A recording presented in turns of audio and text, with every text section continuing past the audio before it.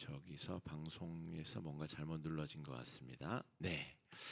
이 유대인 그리고 유대교에서는 다윗이라고 하는 인물의 그 위상이 아주 절대적입니다. 그러니까 다윗을 벗어나서 더 위대한 인물을 상정할 수 없을 정도의 큰 인물이다, 이렇게 생각하시면 되겠습니다. 이게 이스라엘의 국기인데요. 이렇게 파란색 줄이 위아래로 있고 별이 있는데 좀 특이하게 생겼습니다. 우리가 별을 그리세요 그러면 꼭지가 5개인데 얘는 꼭지가 6개죠. 삼각형 그리고 역삼각형이 2개가 있는 이것을 다윗의 별이라고 부릅니다. 그러니까 유대인들은 지금 이스라엘 사람들, 이스라엘이라고 하는 국명을 쓰는 그 사람들, 그런데 사실상 12지파 시스템은 이미 다 와해되고 붕괴되었기 때문에 사실상 유다 지파의 후손들, 유다인들, 유대교인들 이렇게 부르는 편이 맞습니다. 그런데 48년도에 다시 이 팔레스타인 땅을 차지하게 되면서 국호를 옛날 명칭 야곱의 새로운 이름인 이스라엘을 이제 국호로 쓰게 되었습니다. 이 국기 중앙에 다윗의 별을, 다윗을 상징하는 별을 위치시킬 정도로 유대인에게 있어서 다윗의 어떤 의미, 상징성, 중요성은 거의 절대적이다라고 볼 수가 있겠습니다. 이 때문에 벌어진 일들을 우리가 너무 잘 알고 있다고 하면서도 사실은 잘 알지 못하는 내용들이 많습니다. 예를 들어서 주전 586년에 주전 6세기에 이제 남유다가 완전히 망해버립니다. 그보다 한 123년, 130년 전에 망한 이 북이스라엘은 이미 망한 데다가 아수르가 그냥 다 뿔뿔이 흩어져서 피를 섞게 만들고 강제로 개종시키는 방법을 썼기 때문에 북쪽 지파는 흔적도 없이 다 사라졌다가 몇몇 사람들이, 소수가 돌아온 사람들을 사마리아인이라고 부르고, 주전 586년에 남유다가 멸망하게 되면서 그때 말라기 선지자가 마지막 예언자로 예언의 말씀을 하면서 하나님께서 이 멸망의 문제를 회복시킬 만한, 온전히 복구시킬 만한 메시아, 메시아는 구원자라는 뜻입니다. 헬라어로는 이게 그리스도가 되고 히브리어 아람어로는 메시아가 됩니다. 우리말로는 구원자가 되고 같은 말입니다. 구원자가 우리 유대 민족 가운데 다시 오실 것이다. 다시 태어날 것이다. 그러한 믿음을 예언자들이 계속 예언을 했고 선포했고, 나라가 망하기 전부터 이사야 선지자, 예레미야 선지자, 나라가 망한 이후에 에스겔 선지자를 비롯한 또 여러 선지자들을 통해서 끊임없이 구원자 메시아가 태어나서 이 나라의 국운이 다한 이 나라를 다시 회복시킬 것이다는 예언의 말씀을 계속 하셨다는 거죠. 그때에 등장하는 게 바로 다윗입니다. 우리에게 메시아가, 구원자가 온다고 하면 그것은 다윗보다 위대할 수는 없다는 거예요. 다윗보다 뛰어날 수 없다는 거예요.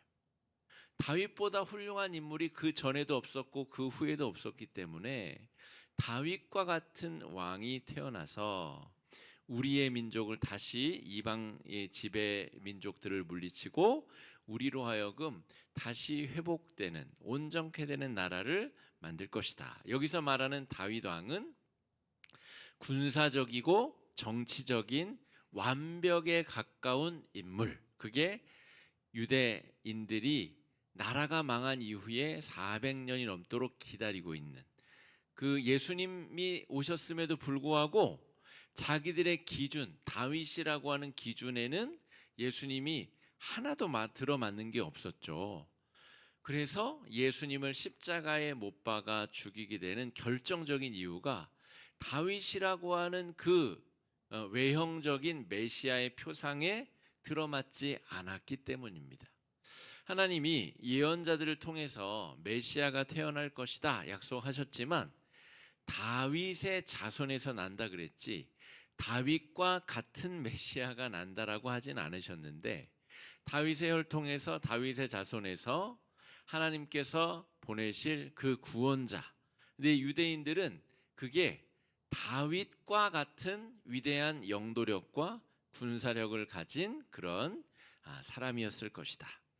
저 북에 계신 분들은 이 백두혈통이라고 부르는 김일성, 김정일 또 그 DNA를 가진 그 김씨 일가의 혈통이 신성한 혈통이다라고 그렇게 생각하죠. 거기만 그런 게 아닙니다. 저 일본 바다 건너 일본 땅에 있는 이 황제라고 부르는 그 혈통도 굉장히 신성시 여기는 그런 문화가 있습니다. 그러니까 그런 문화는 과거로부터 현재까지 여기저기 편재해 있습니다. 그런 의식을 가진 민족과 나라들이 적지 아니하다라고 하는 것이죠. 그 특별한 혈통을 가진 사람들의 그 계보를 잇는 어떤 인물이 기적처럼 나타나서 우리를 변화시키고 온전케 할 것이다. 다시금 다윗의 시대처럼 우리를 잘 살게 만들고 우리로 부강한 나라를 만들게 할 것이다. 이런 기대를 가지고 있었다는 거죠. 그래서 여전히 유대인들은 메시아의 탄생을 기다리고 있습니다. 2000년 예수님이 오시고도 2000년이 지났지만 그러고 있다는 거죠. 또 반면 기다려도 오지 않자 이제는 그러면 2000년 전에 우리에게 태어난 그 예수 그리스도가 진짜 구원자가 아닌가? 저 그리스도인들이 말하는 그 구원자가 하나님이신 구원자가 예수님이 아니었을까? 이제는 이 기독교로 개종하는 유대인들의 숫자도 점점 늘어나고 있다라는 소식이 들리기도 합니다. 어쨌든 예수님이 십자가에 달리게 된 결정적인 이유도 유대인들이 세워놓은 다윗이라고 하는 그 기준에 미치지 못했기 때문이었다. 이게 핵심적인 이유입니다. 자, 다윗으로 인해 왜곡된 메시아 상이 예수님을 십자가에 못 박도록 만드는 그런 결정적인 계기가 됐다라고 하는 것이죠. 자, 그런데 우리가 예수님에 대한 정확한 정의를 좀 할 필요가 있습니다. 예수님은 온전한 인간이자 온전한 하나님이십니다. 이것이 우리 초대교회로부터 아주 오랜 기간, 최소 400~500년간 이 교회의 역사 가운데 끊임없는 갈등과 다툼의 어떤 요인이 되었습니다. 예수님 안에 온전한 신성이 있으면서도 어떻게 온전한 인성이 공존할 수 있을 것인가? 신성이 인성의 영향을 받고 예수님이 요한복음 11장에서 나사로의 죽음 그 현장에 일부러 늦게 가시잖아요. 나흘 만에 가셔서 눈물을 지으십니다. 막 우시거든요. 여러 가지 이유가 있는데 예수님을 메시아 구원자로 알아차리지 못하는 인간들의 그 어리석음과 또 그 나약함과 연약함, 그 슬픔으로 인하여서 우셨다는 말이죠. 예수님이 우셨다면 그 인성이 신성에게 영향을 주었다라는 것인데 그러면 그 신성은 과연 100% 거룩한 하나님의 속성이라고 말할 수 있는가? 인간의 성질로부터 영향을 받는 신성은 과연 100% 순수한 하나님의 속성이라고 볼 수 있는가? 여러분 우리 같으면 그 머리 아픈 걸 가지고 왜 고민을 하고 있나 하는 거를 목숨을 걸고 싸웠습니다. 교회의 지도자들이 또 교회의 종파들끼리. 그래서 우리 이번에 이집트 성지순례 팀에서도 우리 정장로님이 그 내용들을 잘 또 설명해 주셨는데 이 이집트의 콥틱 기독교와 로마의 교회와 또 여러 지역에 있는 그 교부들이 끊임없이 이 주제를 가지고 서로 정죄하고 파문하고 서로 이단시하고 그러면서 분쟁과 갈등이 한없이 깊어지고, 그걸 계기로 자기 교회가, 자기 교구가 또 권력을 차지하고 힘을 차지하려는 시도들이 끊이지 않았다라고 하는 겁니다. 자, 그런데 우리가 주목할 첫 번째, 이 다윗의 인생에 있어서 주목할 첫 번째 강조점이 뭐냐면, 유대인들은 지금 메시아를 계속 기다리는데 누구와 같은 메시아를 기다린다 그랬죠? 다윗과 같은. 그런데 다윗은 신성이 없는 철저한 100%, 100% 휴먼, 인간입니다. 그가 위대하고 뛰어난 모습, 면모를 보여줬다고 해도 인간이죠.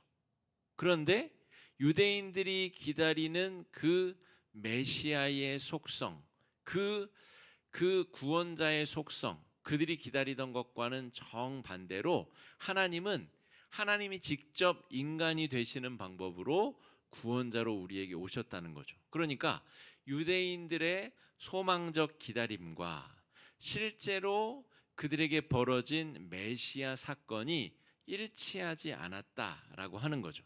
그런데 제가 이 저녁에 우리 성도님들께 조금 문제 의식을 심고자 하는 것은 무엇이냐면, 우리 개신교도들이, 기독교인들이 다윗을, 또 다윗과 요셉과 다니엘과 모세와 아브라함과 이런 성경의 몇몇 위대한 믿음의 영웅들을 마치 유대인들이 대하듯이, 유대인들이 다윗을 대하듯이, 유대인들이 아브라함을 대하듯이, 유대인들이 모세를 대하듯이, 유대인들이 엘리야를 대하듯이 우리도 그렇게 대하는 경향성이 있다는 거예요. 이게 제가 이 밤에, 이 저녁에 우리 성도님들께 한번 환기시키고자 하는 중요한 주제입니다. 한국교회는 대표적으로 대형 교회가 많은 그런 대표적인 나라입니다. 물론 미국에도 대형 교회들이 많이 있어요. 제가 9월에도 메리너스 처치라고 하는 미국에 있는 아주 유명한 큰 대형 교회를 직관 예배를 드리면서도 구경도 하고 그렇게 직관하고 왔는데, 그런 교회들이 꽤 있습니다만 미국은 3억이 넘는 인구를 가지고 있고요. 우리는 5,200만 정도. 그러니까 그 인구수에 대비해서는 압도적으로 한국에는 대형 교회가 많습니다. 왜 그런가? 종교적으로, 사회과학적으로 분석해 보면 한국인들이 성경을 읽고 성경을 묵상하는 방법 중에 어떤 좋아하는 인물을 유대인들이 그렇게 우상화하는 방식으로 종교 지도자들을, 또 성경의 인물들을 생각하는 경향성들이 있기 때문에 그렇습니다. 우리가 다윗이 참으로 위대한 인물이다, 성경의 위대한 용장이다, 믿음의 거인이다, 이렇게 평가할 수는 있으나 우리에게 육체를 입고 오시는 예수 그리스도와 동일선상에서 마치 유대인들이 하듯이 그렇게 비교해서도 안 되지만, 그렇게 성경을 해석하는 경향성 때문에 설교자들도 다윗의 공과를 분명하게 언급하고 분명하게 해석하지 않기 때문에 성경 인물을 과도하게 미화시키는, 그래서 그들의 과오를 제대로 짚고 넘어가지 못하는 그 과실로부터 우리가 얻어야 될 교훈을 그냥 다 놓쳐버리는 경향성이 많다는 것이죠.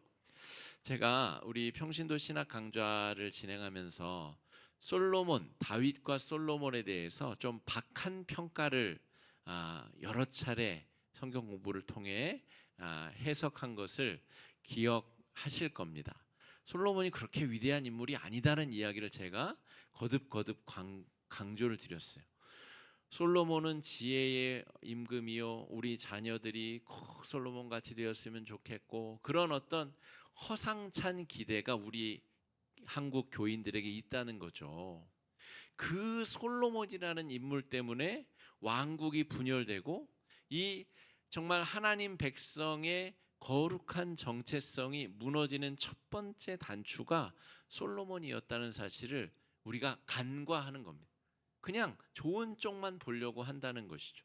그래서 그러한 태도는 마치 유대인들이 구약 성경만을 경전으로 인정한 채 구약 성경에 등장하는 믿음의 영웅들, 그들이 마치 우리 인간의 최고 경계선 위에 있는 가장 숭고한 인물들인 것처럼, 그리고 우리에게 이제 곧 와야 될 메시아가 인간 중에 위대한 인물 중에 하나여야 된다라고 하는 잘못된 기대치를 갖고 있는 것처럼, 우리 기독교인들이 성경을 그렇게 유대인들처럼 잘못 읽고 있는 경향성이 있다는 것이죠. 성경은 신약과 구약 모두가 예수 그리스도께 집중되어져야 됩니다. 그렇지 못하면 기독교인으로서의 성경 읽기가 잘못되어 있는 겁니다. 구약에 있는 아브라함이든 모세든 엘리야든 다윗이든 누구든 다 예수 그리스도를 향하여서 손을 펼치도록 되어 있는 구조가 구약 성경을 바르게 읽는 해석법입니다. 바울이 아무리 위대하고 또 베드로와 또 사도 요한이 아무리 위대하고 그들의 기록, 성경이 위대하다 하더라도 그 모든 기록은 다 예수 그리스도를 이야기하고 예수 그리스도를 소개하기 위한 수단과 방법이라는 것을 기억해야 됩니다. 그래서 오늘 제가 다윗의 일생을 이렇게 구절구절 설명하면서 그를 통해 발견할 수 있는 은혜의 사건들, 저와 여러분 우리에게 벌어진 은혜의 사건들을 다시금 환기하기를 원하고, 다윗이 저지른 그 참혹한 범죄들, 연약함들을 직시해서 저와 여러분 우리들이 그것을 통해서 나를 발견하고 바른 회개로 나아가고 조금 더 나은 성숙한 믿음의 단계로 그렇게 나아가는 계기로 삼자는 것이죠. 다윗이 대단한 인물이기도 하면서도 별 볼 일 없는 사람입니다. 왠지 아세요? 자, 더하기 빼기를 잘해 봅시다. 골리앗을 쓰러뜨리고 블레셋 군대를 물리치고 여러 믿음의 위대한 일들을 이루었지만 그가 저지른 참혹한 죄악들을 한번 생각해 보세요. 우리 90 가까이 되신 권사님들 다윗과 같은 범죄 저지른 적 있으세요? 우리가 다윗처럼 위대한 믿음은 없을지언정 다윗과 같은 죄를 짓지도 않아요, 우리는. 그러니까 다윗의 인생에 더하기 빼기를 해보면 저와 여러분 우리와 별 다를 게 없는 사람에 불과한 존재다라고 하는 거죠. 오히려 다윗의 인생을 면밀히 그의 전반기에 그의 후반기에 벌어진 믿음의 사건들을 조목조목 구체적으로 살펴서 내 삶에 적용하고 은혜를 경험하고 또 회개로 나아가는 그런 중요한 반면교사, 타산지석으로 삼는 것이 중요하다라고 말할 수가 있겠습니다. 그래서 아브라함과 요셉과 모세와 다윗, 바울, 또 다니엘과 같은 우리 유명한 교회에서 하는 다니엘 기도회라는 것도 있죠.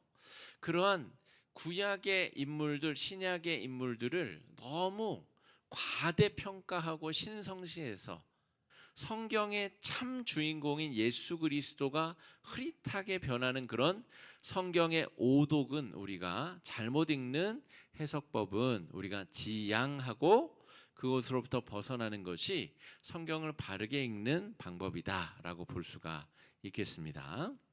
자, 다윗의 일생에서 미화된 부분들은 조금 거두어낼 필요가 있겠고, 직시해야 될 부분들, 다윗의 과오와 실책과 죄악, 그의 죄성은 무엇인가 우리가 잘 묵상해 봐야 된다 하겠습니다.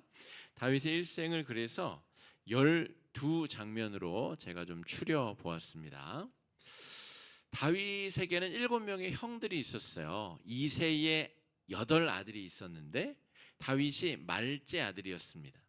그래서 하나님이 사무엘에게 이미 사울 왕은 이미 끝났습니다. 기대할 수 없을 정도로 하나님께서 기대하고 왕으로 세우셨으나 그의 하나님의 기대에 미치지 못한 사울 왕 때문에 하나님이 사무엘을 이새의 집으로 보내셨습니다. 그래서 그의 아들 중에 한 명에게 기름을 부어라 라고 명을 하셨는데, 사무엘이 이새의 집에 갈 때에도 몇째 아들에게 기름을 부어야 되는지, 그 이름은 무엇인지, 어떻게 생겼는지 전혀 알지 못한 채로 이새의 집에 방문하였습니다. 그리고 결국 말째 아들, 여덟째 아들 다윗이 저 양치러 갔다 돌아오지도 않은 그 앳된 소년에게 하나님께서 기름을 붓게 하십니다. 하나님의 은혜가 자격이 없어 보이는 다윗에게 부어졌다는 것. 이게 다윗의 인생 12장면 중에서 첫 번째 장면입니다. 여러분, 저와 여러분 우리도 다윗처럼 은혜로 부름을 받은 하나님의 자녀들입니다. 내가 특별히 업적을 세우고 내가 특별히 잘나서 내가 하나님의 자녀로 부름받은 것이 아니라는 거죠. 마치 소년 다윗이 저 양치러 갔다가 허겁지겁 돌아온 그 소년, 볼이 벌겋게 달아오는 그 어린 소년 다윗에게 하나님이 직권으로, 하나님의 권능으로 기름을 부으신 것처럼 저와 여러분 우리들이 아무 자격도 없고 내가 큰형 엘리압보다 신체적으로 강성한 것도 아니고 지성적으로 뛰어난 것도 아니고 내가 어떤 특별한 능력이 있는 것이 아닌데 하나님의 강권적인 은혜와 섭리로 우리가 선택받고 부름을 받게 되었다라고 하는 것을 우리가 첫 장면에서 기억할 필요가 있겠습니다. 나중에 이제 골리앗을 다윗이 쓰러뜨리는 장면에서 다윗이 자기의 목동 생활을 회상하며 이야기를 합니다. 내가 내 양떼를 지킬 때에 사자와 곰의 아가리를 찢어서 어린 양을 끄집어내었습니다. 그런 기록들을 이야기하거든요. 그리고 나서 나중에 복귀하여 보았더니 하나님이 왜 다윗이라는 그 아이에게 이스라엘 전체를 맡기는 기름 부음, 왕으로 세우시는 은혜를 허락하셨는가를, 그 이유를 나중에 말씀을 통해서 발견하게 되는데, 그 이유를 보자니까 자기 양떼, 아버지의 양이죠. 사실은 자기 양떼도 아니죠. 아버지의 양떼를 목숨을 걸고 지켰다라는 것이죠. 그 아이가 열 몇 살 먹은 그 아이가 뭐 양떼를 잘 지키면 얼마나 잘 지켰겠습니까? 20살 먹은, 30살 먹은 더 아주 양을 돌보는데 특화되어 있는 더 뛰어난 목동들도 많이 있었겠죠. 그런데 하나님께서는 이 다윗이 주어진 자신의 삶을 성실하고 진실하고 소중히 다루었다라는 것에 아주 많은 후한 점수를 주셨다는 것을 우리가 기억해야 됩니다. 새벽마다 잠언 말씀을 우리가 묵상하고 있는데 잠언의 주제도 거의 대동소이합니다. 하나님이 당신에게 주신 것이 무엇인가?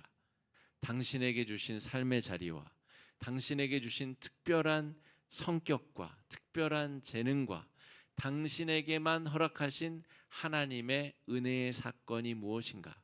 그것을 당신은 어떻게 대하고 있는가?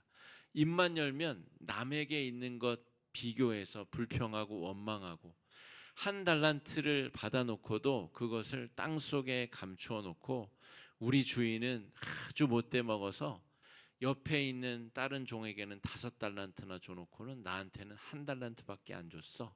이렇게 말하는 어리석은 종처럼 살아가는 사람은 다윗의 이 위대한 기름 부으심을 이해하거나 깨닫기 어렵다라는 것을 우리가 기억해야 됩니다. 자, 의분을 일으켜서 골리앗을 때려 눕히게 됩니다. 이 사건도 그가 어린 시절을 어떻게 보냈는가와 직접적으로 연관되어져 있습니다. 양떼를 돌볼 때에 물맷돌을 정확하게 던지는 그런 익숙함을 가지고 있었다라는 거죠. 그러므로 그가 어린 나이를 어떻게 지내고 살았는가가 그의 나중의 삶에 하나님께서 편하게 쓰실 수 있는 단련되고 숙련된 정도가 드러난다라고 하는 것이죠. 제가 오늘 이 나라에서 우리 교회에 시설물 관리와 관련된 또 감독관이 왔다 갔어요. 그 감독관을 맞이하기 위해서 지난 6개월간 우리 교회 곳곳을 뭐 고치고 뭐 때우고 칠도 하고 뭐 여러 가지 일들을 하였습니다. 6개월 동안 제가 힘든 때도 있었고 참 어려운 때도 있었는데 오늘 딱 돌이켜 봤더니 야, 이 하나님께서 이 기회를 통해서 나에게 허락해 주신 은혜의 사건들을 따져봤더니 너무너무너무 감사한 거예요. 제가 그 6개월 동안 다룰 수 있는 재료와 다룰 수 있는 기술들이 어마어마하게 더 늘어났습니다. 그래서 이 모든 것을 어떻게 내가 감사해야 되나? 어떻게 내가 이해하고 받아들여야 되나? 하나님께서 이 6개월간의 경험을 반드시 또 쓰실 것이라는 확신이 제 안에 생겼습니다. 여러분, 지금 이 다윗의 인생을 우리가 살피고 있는데 남의 인생 살피는 게 아니라 저와 여러분 우리의 인생에 직접 적용할 수 있어야 됩니다. 그럼 나에게 있어서 양떼는 지금 뭐냐? 나는 은퇴한 권사인데 나는 양떼가 없다가 아니라 여러분에게도 다 여러분이 돌봐야 될 양떼가 있습니다. 여러분에게 주어진 삶의 자리가 있어요. 그게 없으면 주님 나라에 있는 거겠죠. 이 땅에 우리가 살고 있다면 다윗에게 주어진 그 목양 양떼처럼 우리가 저마다 짊어지고 돌보고 사랑하고 하나님의 마음으로 돌보고 사랑해야 될 그런 양떼가 존재한다는 것이고 그것을 통해서 하나님께서는 우리를 어떻게 더 쓰실지 우리를 어떻게 더 하나님께서 편한 도구로 만드실지를 하나님께서 만들어 가신다라고 하는 것이죠. 자, 그래서 이 다윗은 어린 나이지만 물맷돌을 기가 막히게 다룰 수 있는 실력을 이미 취득하였습니다. 그건 자기 것입니다. 그런데 하나님께서 기름 부으시고 그를 민족의 지도자로 세우는 과정에서 그 도구가 시의적절하게 꼭 들어맞게 쓰였다라고 하는 거죠. 얼마나 복되고 귀한 일입니다. 그러니까 여러분 직업에 귀천이 없는 겁니다. 우리 자녀들 다 의사 되고 다 변호사 되면 그러면 물건은 누가 만들고 장사는 누가 하고 누가 어린 아이들은 가르치고 돌봅니까? 우리 기독교인들만이라도 직업의 귀천 너희 자녀는 삼성 들어가고 LG 들어갔으니까 참 복되고 귀하다. 그런 쓸데없는 말은 우리는 하지 말아야 됩니다. 중소기업 들어가면 그건 안 귀한 겁니까? 그가 하는 일은 그러면 하찮은 일입니까? 우리의 세계관이 예수 믿고 완전히 죽었다 깨어나야 됩니다. 변화되어야 됩니다. 세상 사람들이 하는 이야기를 똑같이 하려면 교회를 뭐하러 다닙니까? 우리의 세계관이 성경으로 예수 그리스도로 온전히 새로워지고 세계관이 바뀌어야 말을 다르게 할 수 있는 것이죠. 그래서 다윗은 하나님의 명예를 깎아내리는 그 골리앗의 언어의 말본새가 마음에 들지 않았던 겁니다. 하나님의 사람 다윗이 듣기에 몸집이 크다는 것은 관역이 크다는 말인데 저 몸집만 큰 괴물이 여호와의 이름을 망령되이 일컫는 것에 의분을 일으켰다는 거죠. 그래서 익숙한 물맷돌로 그 골리앗을 쓰러뜨리는 사건이 이 골리앗을 죽이는 사건이었습니다. 하나님의 명예를 소중히 여기는 사람을 하나님께서 쓰신다는 거죠. 그러니까 여러분 이것을 우리의 삶 속에 한번 적용해 봅시다. 우리 이 자리에 계신 분들 새벽에도 기도하러 오시는 성도님들 많으신데 새벽마다 우리가 모여서 자녀손들, 대부분 자녀손들 위해서 기도하시잖아요. 우리 자녀손들 정말 잘 되게 해달라는 그런 좀 두루뭉실한 기도 말고 더 구체적으로 기도할 수 있어야 되는데 하나님을 경외하는 자녀가 되게 하여 주십시오. 그러면 당연히 잘 되게 돼 있습니다. 하나님의 이름을 명예롭게 여길 수 있는 사람이 되게 해 주십시오. 그게 더 구체적인 기도이고 그러한 자가 당연히 잘 되게 돼 있습니다. 다윗의 인생이 증거 아닙니까? 하나님의 명예를 소중히 여겼더니 하나님께서 야, 내가 너를 좀 써야 되겠다. 내가 너를 좀 귀중한 도구로 삼아야 되겠다. 하나님이 직접 그 증거를 보여주지 않습니까? 그러므로 다윗의 인생을 면밀히 살펴서 그가 어떤 마음의 역동으로 그런 행위를 하였는가? 여호와의 하나님의 명예를 지키기 위해서 고군분투하는 자를 하나님께서 사랑하시고 사용하신다라는 것을 우리가 깨닫게 됩니다. 자, 사울 왕의 미움을 받고 도망자가 됩니다. 우리에게 닥치는 고난의 문제를 이해하기 위한 중요한 텍스트가 다윗이 당한 고난의 문제입니다. 다윗이 뭘 잘못했습니까? 그냥 양치고 돌아왔더니 어떤 할아버지가 와가지고 기름을 부었어요. 시간이 한참 지나서 그 악당 골리앗을 내가 쓸어 눕혔어요. 그 때문에 사람들이 다윗의 이름을 알게 되고 다윗을 막 칭찬한 것 때문에 왕의 시기와 질투를 받게 됩니다. 도대체 다윗이 뭘 잘못했습니까?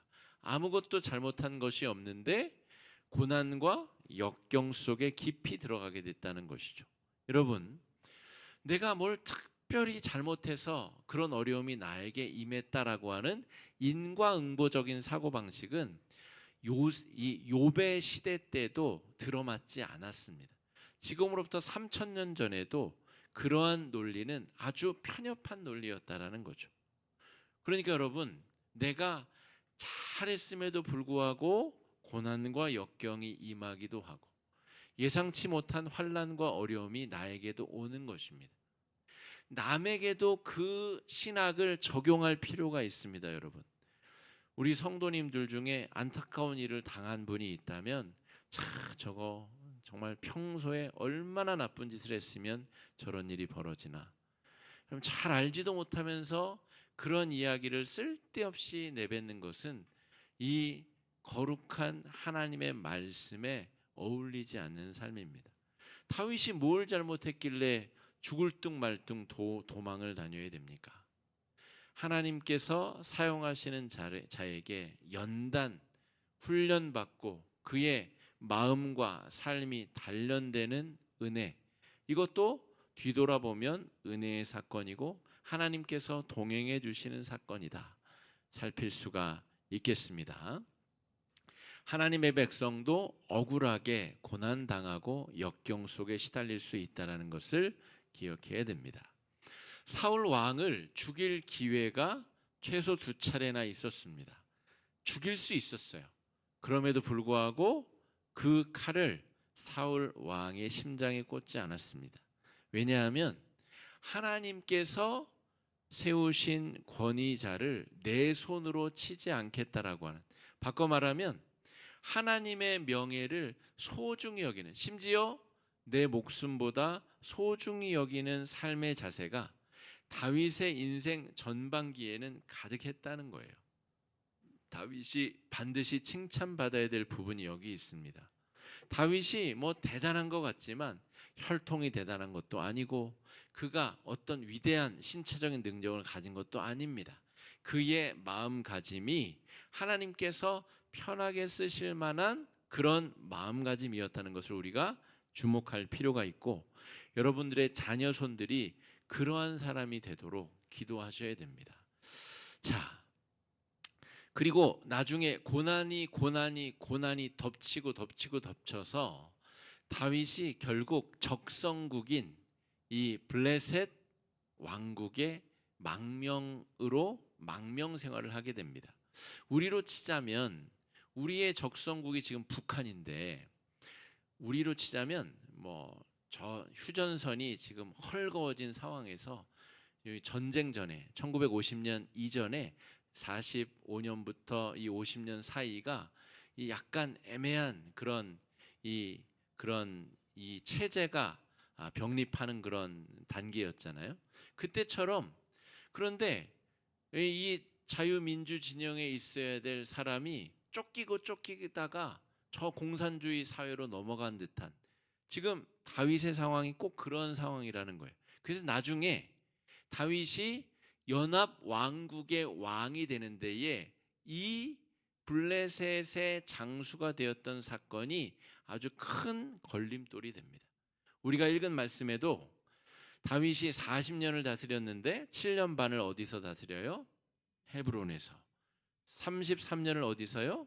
예루살렘에서. 연합 왕국으로 다스리는데, 왕이 되는데 7년 반이나 시간이 걸린 이유, 그리고 그냥 흔쾌히 저 북쪽 지파들이 와가지고 흔쾌히 다윗을 왕으로 확 떠받든 게 아닙니다. 어쩔 수 없이 어쩌다 보니 그렇게 되었다라는 것이죠. 그래서 이 적성국의 장군이 되었다라고 하는 이 낙인, 이 주온 글씨가 다윗에게는 굉장히 큰 과오가 되는데, 이 역시 마찬가지입니다, 여러분. 다윗이 자기가 스스로 잘못해서 그런 결정을 한 게 아니라 쫓겨서 그런 결정을 하게 되었다라는 것이죠. 그런데 여러분, 주목할 것은 하나님과 더불어 다윗이 어디든 행했다는 것입니다. 그게 블레셋이든 그게 적진이든 그게 어디든. 시편 23편에 사망의 음침한 골짜기를 다닐지라도 해를 공격당함을 두려워하지 않을 것은 주의 지팡이와 막대기가 나와 함께하기 때문이다. 여러분, 우리가 어디에 있든 하나님께서 나와 동행하시고 함께 하신다면 거기가 하나님이 동행하시는 하나님의 나라요 천국임을 우리가 기억해야 되고, 또한 우리의 자녀손들도 여러분 언제 어디서 무엇을 하든 하나님께서 함께 해주심을 기억해야 됩니다. 어디서 음악 소리가 나오는데요.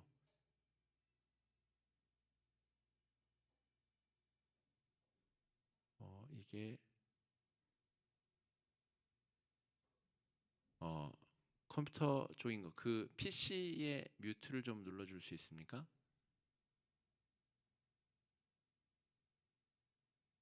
네, 네, 된 것 같습니다. 온라인 중계가 계속 음악과 함께 나가는 것은 아닌가 잘 모르겠는데, 예, 그렇습니다. 그래서 적성국의 이 적장으로 다윗이 갔었다라고 하는 거죠. 여러분, 어디까지 가면 고난의 끝이라고 여러분 말할 수 있을까요? 다윗의 경우에는 적국에 미친 채 하며 투항해서 망명해서 적국의 장수까지, 그래서 자기 민족의 칼뿌리를 겨누기 직전의 상황까지 갔었다라고 하는 것이죠. 내가 지금 겪고 있는 환난과 어려움과 고난, 여러분 그게 정말 세상에서 가장 큰 것 같지만 다윗의 인생에 비하면 조족지혈에 불과할 수도 있습니다. 자, 그래서 이제 다윗이 통일 왕국의 왕이 되는데 이 역시도 하나님의 은혜의 사건이었습니다.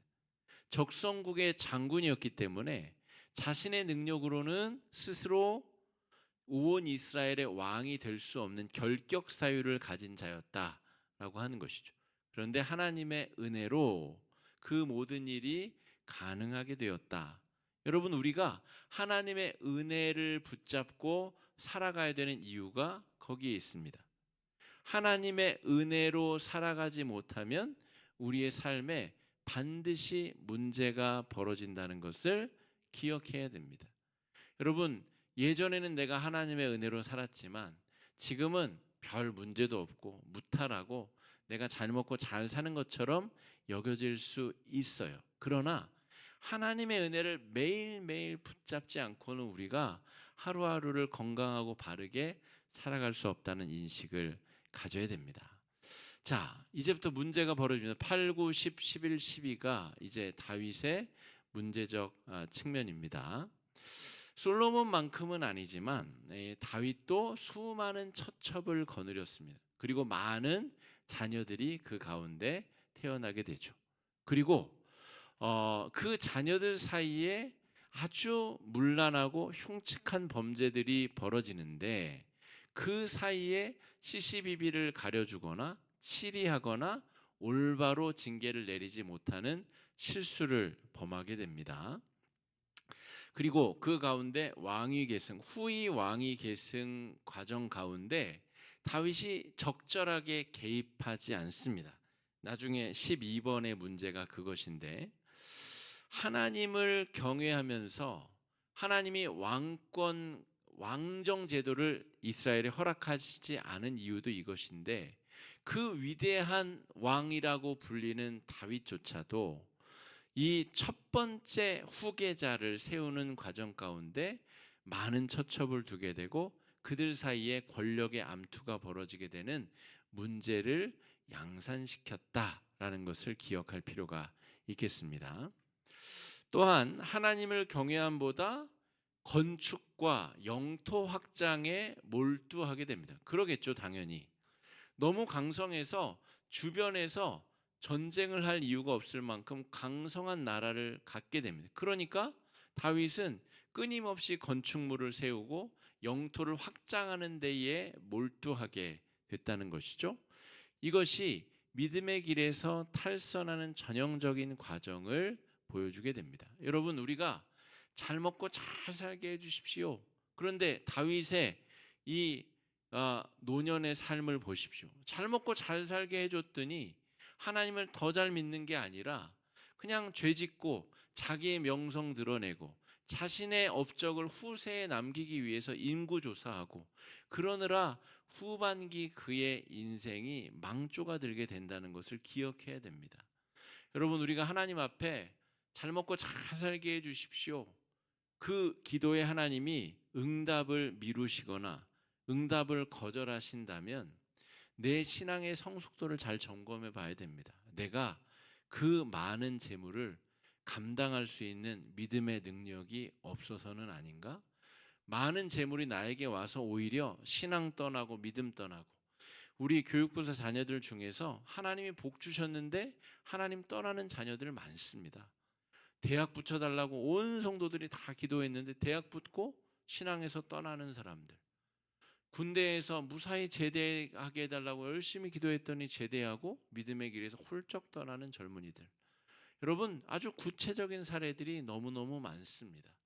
그게 과연 그 영혼에게 진짜 축복이냐, 정말 참된 복이냐, 이 다윗의 인생을 통해서 우리가 잘 점검해보고 생각해봐야 됩니다. 압살롬의 반역을 일으켰습니다. 옳고 그름을 바르게 분별해주지 아니한 문제 때문에 자녀들 사이에 죽고 죽이는 살육이 벌어지고 그 억하심정이 다윗에게 향하여 압살롬이 반역을 일으키게 되었던 것이죠. 그러니까 말년의 다윗은 평균 이하의 분별력과 판단력을 가진 그저 그런 사람입니다. 위대한 왕의 모습은 그가 예루살렘을 탈환하여 온 이스라엘의 왕이 되는 그 장면, 그게 마지막입니다. 말년의 다윗은 보잘것없습니다.